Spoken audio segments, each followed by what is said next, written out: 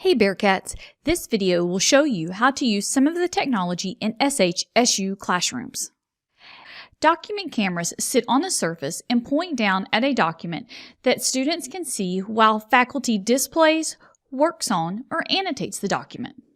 Also, many document cameras are connected directly to a computer, which allows those learning in a remote environment to see the same thing as those in the classroom see.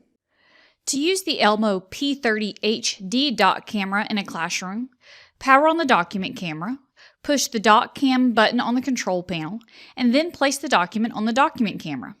This will display the document on the projector screen. To use the document camera with Zoom, power on the system using the control panel, log into the computer, open and log into Zoom. Open the drawer where the doc cam is. Lift the arm of the doc cam and press the power button to power on.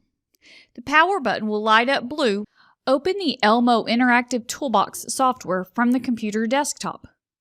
The software will launch. If the Zoom meeting has not been started yet, start the Zoom meeting. In the Zoom meeting options, select Share. In the sharing options, select Screen, select Share. The doc cam will now be shared. Once you no longer need the doc cam, stop sharing the screen in Zoom.